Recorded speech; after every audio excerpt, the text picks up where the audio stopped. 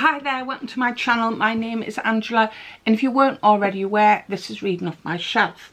So I've got, I mustn't say Jane Austen theme video for you today, some suggestions of books that you could read for Jane Austen July, which is run by Katie at Books and Things.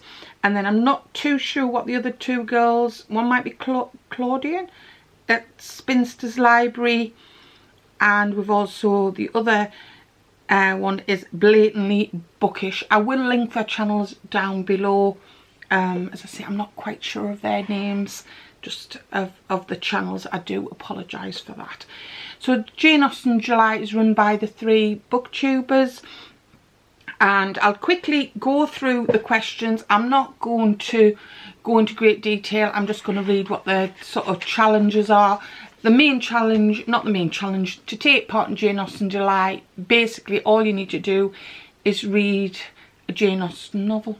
That's basically it. But the first one anyway is read, if you wanted to do the challenges, there's 7. Read one of Jane Austen's main novels. Number 2, read something by Jane Austen, not of the main 6. So the first one, read one of the main 6 novels, which is Sense and Sensibility, Pride and Prejudice, Emma, Mansfield Park, Northanger Abbey and Persuasion. So Emma, Sense and Sensibility, Pride and Prejudice, Persuasion, Mansfield Park or Northanger Abbey. I couldn't think there, I had a bit of a blank. So anyway, so read one of those, that's the first one. So as long as you read one of them, you've took part. Second one, read something by Jane Austen, not one of the main 6. Third, read a non-fiction work about Jane Austen or her time. I've got them written down just because I never remember them. 4, read a retelling or a historical fiction set in Jane Austen time. 5, read a book by a contemporary of Jane Austen, so i.e. published between 1775 and 1817. 6, watch a direct screen adaptation of Jane Austen book. I can never say that word. And 7, watch a modern screening, I'm not going to try and say it again, or retelling of a Jane Austen book. I can never say it. So anyway, right, so I have sort of some of the ones that have the Jane Austen sort of TV series. One of the ones I love is called Lost in Austen, and it's about a woman who is a Jane Austen fan. Incidentally, let me show you my mug, which I've brought out for this, and it's a quote from a letter Jane to Cassandra in 1799. I can recollect nothing more to say at present, perhaps breakfast may assist my ideas. So yes, I just wanted to get that right. There, so that's my Jane Austen mug with a cup of tea, of course, not coffee. So yes. So yes, Lost in Austen is about a girl who is obsessed with Jane Austen. And then there seems to be a portal in her bathroom. It's a bit of fun, and she goes into, she basically lives, goes in the book of Pride and Prejudice. It's quite good. Another one that's quite tongue-in-cheek and just like an easy, I used to say afternoon, you know, when if you're not feeling very well and you just want to lie on the settee or in bed and watch something, is Austenland. I do like that, I find it quite funny. But obviously you've got retellings, you've got Clueless, I've just got the list here. We have Bridget Jones's Diary, that's a retelling. We've got Jane Austen Regrets, that was a TV series. Bride and Prejudice. Death Comes to Pemberley, I can't say it now. That was a book, I can't remember who that's by, I read that a few years ago. Oh, we've got Pride and Prejudice and the Zombies. Austenland, which is what I mentioned. So there's some suggestions, and obviously you've got the normal Pride and Prejudice, Emma films, Persuasion, which I think the more modern one hasn't been so popular. I like the older one, and I can't think who was in it, but it's one of my favourite ones to watch. So those are the questions, and we've gone through what the main books are. So I just wanted to show you some, like I say, Jane Austen bits. We've got my mug with my, as I say, or my cup with me cup of tea. I've also just purchased, and I wanted to show you it, the Jane Austen little bag, and this is from the Jane Austen house, 250 years of Jane Austen. Just a nice little bag if you're going out. And then I've got a few bits and pieces in it. I didn't get these from the Jane Austen house. I've purchased a couple of new bookmarks. So we've got this one, and it just says the same on the back. It's still in the plastic. And then we've got this one. So yeah, and I thought for Jane Austen July I'd use those in my books. I've been gathering bits up. I already had some Jane Austen sticker notes. I thought as well could use them if I'm sort of tabbing or want to write a little note. I found them downstairs, as often the case. I buy things and they get put to one side, but I've recently found those again. And then I have bought a notebook which looks like this, and just because I thought, you know, we've got the end pages and just nice pretty pages. I don't think there's any quotes in this one, there's not, no, but I thought it would be handy for when I read my books to write notes in. I think I got that either from the Jane Austen Society or the house. Both have got very good shops. I think the house might have the more of the 250 year stuff. Right, so what shall we go with first? Let's have a look. Right, so look, why don't we go with the actual novels? This is not one of the main 6, but I have never read it and I fancied getting it, and that is Jane Austen's Lady Susan. It looks like a short book, and that would fall, I suppose, in the question of one of not the main 6, and this seems to just have 118 pages. Nice dinky book, and I quite fancied. Didn't have a copy. I do, well, I say I didn't. I've got a big thick Jane Austen one where it has all the novels in, and you'd break your wrists. So we have that. I have a nice copy. I've got various copies of Emma, but I've got a nice copy. This is the one I'm going to read from, because Emma, I believe, is sort of, I say the group read, if everybody, you know, if you want to read, because there's going to be a Discord. I think there's a Goodreads group as well, where when people are reading Emma, I'm actually going to read and listen to it as well, audibly, probably read along. Well, this is my, I'm going to read, this is the version. I'm not going to tell you what they're about. You know, if you want to do Jane Austen July. And also Katie goes in, I'll have fabulous videos, all 3 of them will have fabulous videos on the website, on the YouTube channels explaining about the novels. A recent purchase which I thought I'd try, because I've read previously by Bronte's. I've read Wuthering Heights as a graphic novel, and then when I saw, and I think I've got this from the Jane Austen Society, I think, Pride and Prejudice, a graphic novel. So I thought I would give that a go. I thought that would be a bit of fun. I was looking at another one this week and I can't think what the book was. It wasn't Jane Austen, it was a different one. I quite like them, they're a nice quick read.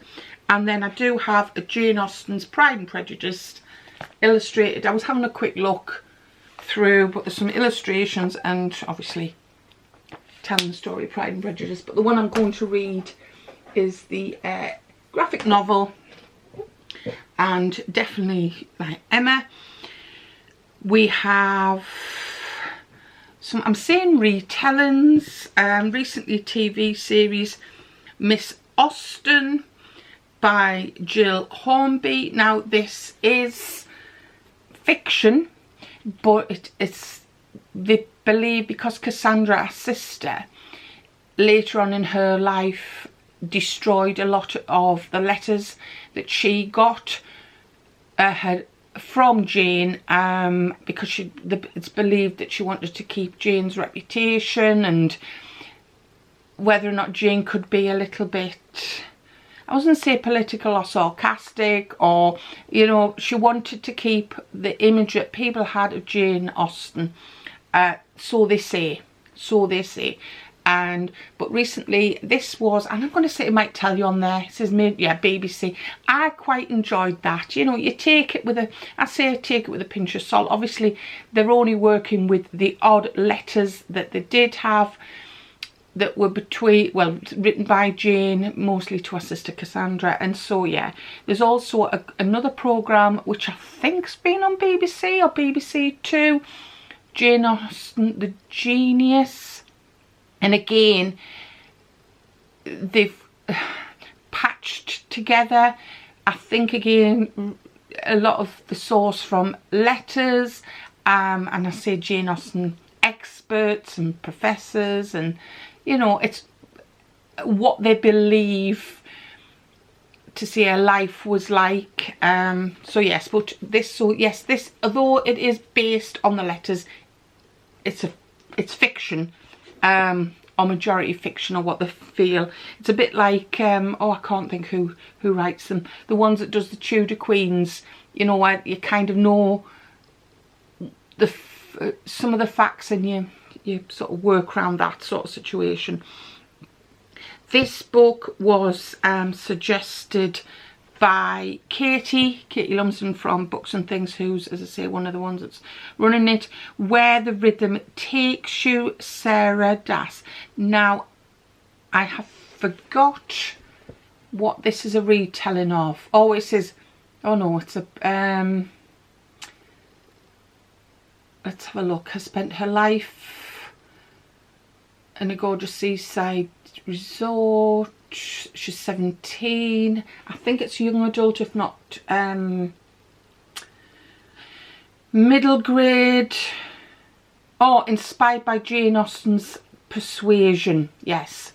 Where the Rhythm Takes You is a romantic, mesmerising novel of first love and second chances. I actually like, although I've not read the book, I've seen, like I say, an old, I would say BBC, probably made in the 80s or 90s, of Persuasion, and quite like the story and do mean to actually read that one. So yes, that's why, and I saw Katie mention that one. So I'm hopefully going to read that one. Like I say, there's no way I'm going to read all of these. One I've had for a wee while is Pride and Prejudice remix called Pride, and it is what it says, isn't it? It's a retelling of Pride and Prejudice. I have, well, this, it says, I say, I'm not going to go into great details because I don't want this video to be too long, but just sort of throwing some ideas at you. I have The Murder of Mr. Wickham by Claudia Gray, and obviously Mr. Wickham gets murdered. They're happily married. Mr. Knightley and Emma are throwing a house party, bring together distant relatives and new acquaintances. Characters beloved by Jane Austen fans. Definitely not invited is Mr. Wickham with his latest financial scheme. So yeah, so I think that's quite a good one. It's one I might pick up because I do like a bit of a, I was going to say crime, one guesses it's crime. Had Jane Austen sat down to write a country house murder mystery, this is the exact book she would have written, so to say. So there you go. So that's a sort of a retelling of a fiction about Jane Austen. I have a couple of books that I've had for years. It just happened that I was moving. We have, well, I suppose it described as a tea cabinet, I suppose it is, that was my husband's grandmother's, and it was in the small bedroom where the bookshelves are, and we wanted to put something else in there, so it was moving it downstairs, and that's where predominantly I keep like the classics, my poetry books and stuff like that. So yes, and I was actually moving stuff down, which then obviously prompted me when I saw a few of these things. So we have Jane Austen's Guide to Good Manners. So yeah, horrible blunders, compliments. So it's just, yeah, be a bit of fun. So that would go with the well, it's set in Jane Austen times, I guess. That's an idea. Like I say, I'm not quite sure whether, because I've had that for years and years. And then we have Jane Austen's Guide to Romance, The Regency Rules by Lauren Henderson. So yeah, just a bit of fun these were, you know. I got them when I was wanting to, like I say, see what the sort of rules and manners and etiquette and things of the time. Again, I've had that, you can tell it's a bit, the colour of it, I've had that for quite a while. So I've got them. I have books about Jane Austen. We have the Jane Austen A Life, Claire Tomlin. This is probably one of the well-known ones. In fact, at one point I was thinking to myself, I'm sure I've got a book about Jane Austen and her life. And could I find it? But it was actually, like I say, in the pile of books that was downstairs ready to be put into the bookcase. It's just because it's got a glass front on, as I say. So yes, obviously it is what it says. It's a story of Jane Austen's life. And then, of course, you can't do a suggestion video about Jane Austen without having a bit of Lucy Worsley and Jane Austen at Home, which I think, well, I suppose both of them. I mean, this one's got lovely photographs in, and the homes lived in and things like that. I am getting there. Let's have a quick slurp of the tea, because like I say, I didn't want to make this video too long, because as we know, I can waffle. I have these two books I've recently bought. I'll not go into the funny tale about it, but this is almost a secret message to Charlie from Charlie Brooke Reads and Emily from Novell Novels, because after it's a Royal Mail story anyway, and yeah, we had a laugh about it. Nothing sinister, just a bit of a laugh. So girls, these were the two books that I was talking about when I messaged you. Jane Austen, The Chawton Letters. I've seen a lot of people talk about this recently, and I know that I got this from the Jane Austen house. It's on their website. I hasten to add, when I have bought things from the Society and the house, it has been online, so that I would try and remember and link the websites down below. I upload them and then I forget to put what I should have put in the description. But basically we're talking about what it says, the letters. So I think that'd be quite interesting. Now this, I think it'll be one of those things where you can just dip in and out. You don't have to just sit and read all at once. So, which is an idea for some of the bits and pieces. And then the final one, which obviously has come out to celebrate the 250 years of Jane Austen, is Jane Austen Year.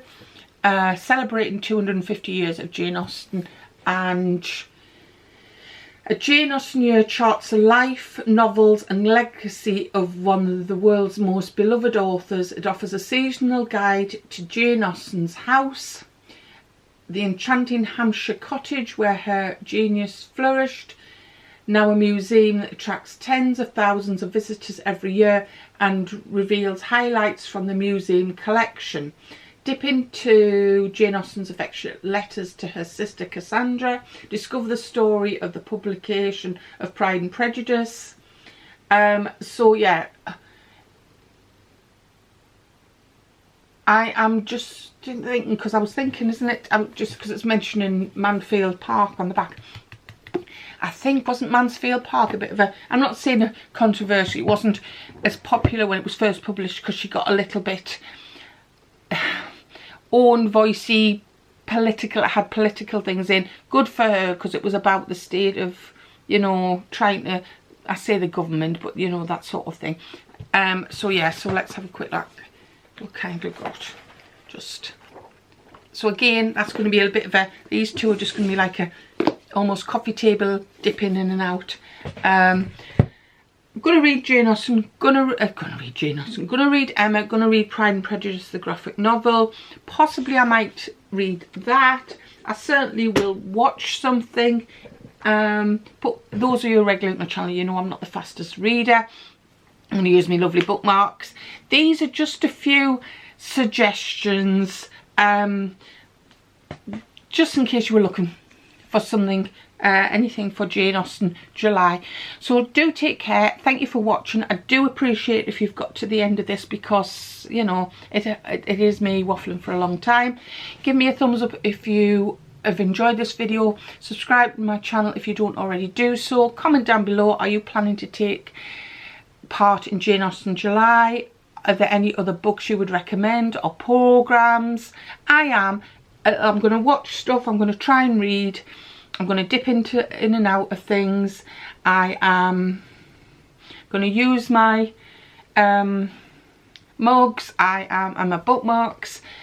If you've got to the end of this video, why don't you just give me a lovely flower, just looking at Lucy's cover there, and also the seasonal thing. So a seasonal flower, just a flower. Take care, thank you for watching, and I'll see you very shortly in another video.